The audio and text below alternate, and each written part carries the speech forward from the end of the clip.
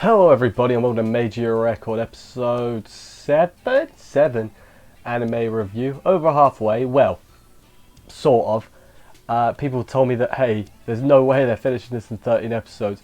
And I do seem to recall originally reading on some website that it was 24, but then it got announced for 13, so maybe it's a split season, we'll take a break and whatever.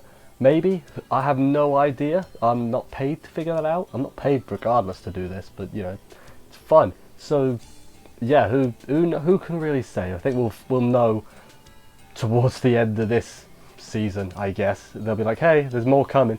And honestly, I know I've given this series a bit of I've ragged on it a little bit in the past, but I'm actually, I'm over the hump. I'm like, alright, look at it for what it is, not for what it could be. I'm actually having a good old time, It's sort of formulaic, but it's not terrible. And there are the plot twist this episode. Genuinely didn't see it coming. And there's other things in the background to spot as well, which I'll get to when I get to it. Yeah, it was good. I enjoyed this episode a lot. But anyway, let's jump into the episode, see what went down and everything. Let's do this. Episode begins with a flashback of seeing the witch that killed Felicia's parents, and then it poofed out, and then Cube showed up and was like, hey, be a magical girl. She was like, yeah, alright, I guess I can do that. Basically how it went. Turns out Felicia went with the Magius, at the end of last week's episode. They were like, come with us, and she was like, alright then. At first I thought the Magius were like the hooded figures. I thought they were like witches or like half witches, not half witches, but puppets almost. But no, it turns out they're just people. I assume they're all magical girls, which is a bit worrying, but there's that too. They meet some twins whose names I missed, but they're twins and they're magical girls, so there's that. It's becoming more and more like a cult as they go on. Like they're striking weird poses. They've got like weird names, like the black feathers, the wings. They've got weird titles and stuff. So I mean, definitely a cult. They say, hey, protect the rumors. Turns out Kyoko joined as well. She shows up and is like, yo, and I'm like, oh no. Not Kyoko. That's not. Oh man. I like Kyoko. Back to the main party, I guess. Yachio put a GPS on Felicia because damn, I don't trust that girl. They follow her to, where they're headed. Baby Cube's there, so this is definitely the right direction. Still got absolutely no idea what the Baby Cube is about. Like, my thought is maybe it's Ui. Who knows? Kyoko and Felicia then have a little bit of bonding where they're like, we're not so different, you and I, basically. And then they get some miracle water and the twins talk to them for a bit about the benefits of joining their payment scheme or whatever. Crucially though, they say you don't need grief seeds in Kamihama City, which I'm assuming is something related to the whole witch transformation and it cleaning the soul gem. I assume that's what they're referring to. But why though? Why does that happen? That's the real question. Like, it happens, but I want some damn answers, and I assume those are going to come, towards the end of the series as opposed to the season. If we're, looking at it like it's going to have 2 seasons, I would guess we're going to find out towards the end. Honestly, I am intrigued by the mysteries of this show. Like, it's definitely a completely different feel to it than the original Madoka, but I don't think it's necessarily awful. I might be just talking myself into that though. After that, they are interrupted. Well, they go to where the interruption is. The twins confront Iroha and friends. The other two show up as well. And then the twins make a big old... I guess they unleash a labyrinth because they're controlling witches. And they make a little arena thing. Some fighting happens. Iroha gets separated from the others and then it gets attacked by witches because, Iroha can't fight by herself. That would be crazy. Felicia saves her, and then for a brief moment I thought Iroha turned into the hammer because they had held hands and it glowed, and then her hammer was pink, and I was like, did Iroha just turn into a hammer? It's not what happened at all. So yeah, then she's good again. Kyoko turns good again. It's like, nah, I'm just gonna turns good again. They decide to help out the good guys, and they're like, now we're just gonna kill some witches. Kyoko opens a hole in the rumor. And is like, hey, go get the core, Iroha. You go by yourself. You're clearly the weakest one here. Head in by yourself. What were you thinking, Kyoko? Actually, I don't want to rag on Iroha too much, but I mean, no, she did good. You know what? I'm not gonna. She did good this episode. Obviously, she finds the core and gets overwhelmed with enemies because, of course, she does.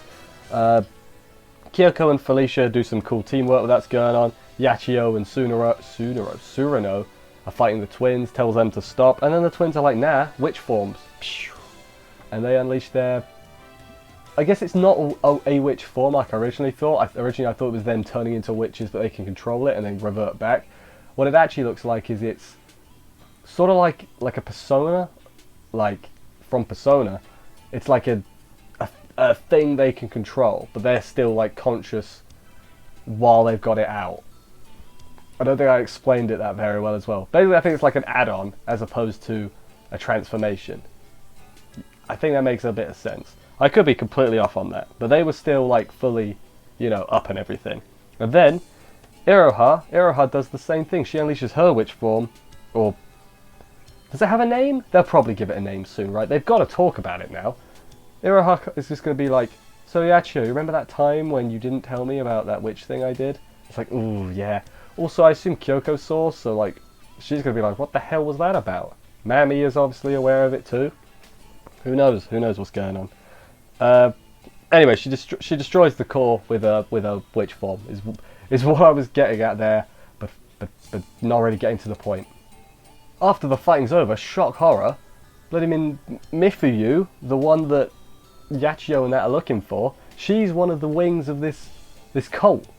I didn't see this coming at all. She shows up and it's like, what? Tries to recruit Yachio and that, and obviously, no, they're our main characters. They're not going to join this cult. And then they talk for a bit. I haven't read down all the notes of what they talk about because I assume you written. I said written is the word. And yeah, then there's a brief shot. I'll try and get it in the video of all the figures next to her like turn around, and I didn't realize on the first watch, but while getting the footage, they've all like, I think they're all characters. Like one's got pink hair. Is that Ui? Is that Madoka? I got no idea. Like one's got black hair. Like is that Homura? You know, it could be. I mean, I didn't see Mifuyu being alive, honestly. I thought she was just going to be like a backstory character, I guess, for Yachio. I didn't think she'd actually be alive, but she is. So anything could happen. And I guess it would kind of make sense for Homura to get involved in the cult, because, you know, magical girls can be saved or whatever, or witches can be obliterated. Please save Madoka. It makes sense if Homura dragged Madoka to the cult, basically. The only thing is there wasn't one with blue hair, so I don't... Or was there? So I don't think Sayaka's there. There was 4 of them. I can't actually remember off the top of my head, but the hair colours worried me. Let's put it that way. It's something I immediately saw. I was like, this is a concern. But yeah, then they leave, and Felicia, you know, has to go find somewhere to sleep on the streets. Not good. They're nice to her and recruit her to the party. They're like, restrain yourself. And then she has a big old cry. And they go to Yachio's house, and Iroha cooks some food. And then gets a phone call from her mama, basically saying, hey, I found a boarding house for you. And you'll never guess what, guys. After the credits, turns out the boarding house was Yachio's house. So now Yachio has got 2 people living with her. She's got, because Felicia decided to stay as well, and Iroha also lives there. And then at the very, very end, we see, I think it's Iroha's phone. It's pink, so that's my assumption that it's Iroha's phone. We see it get a couple text messages saying, hey, are you a magical girl? Please help me. So somebody somehow got Iroha's number, found out she was a magical girl, and then texted her to help her. So we've got not a cyber hacker, I don't really know, a smart magical girl. That's what I could come up with. That's what we got for next week's episode. But yeah, kind of sort of hope Surano moves in with the with them as well, because she's the only one of the main 4 that isn't with them. It's kind of weird. What it looks like, how it's structured so far, is every 2 episodes we've got a mini arc, I guess, which I guess will be a chapter in the game. So, you know, this is like Felicia's arc. I'm assuming that on the poster there's like a girl with like greenish turquoisey hair, so I guess she's going to be like the next arc. And then 10, 11, 12, 13, that'll be like the end of this half, I guess. What happened to that girl from episode 1? I know she's anime original. Maybe she'll get a little mini thing in the finale of this season. See, again, I'm just using this stuff. I don't know if there's a second one. It's not confirmed. Maybe she'll come back at the end and they'll have to kill her because she'll turn into a witch or something. And then, I have no idea. If you couldn't tell, I'm pulling theories at my bum. I don't have the best understanding of this universe. I got an alright understanding.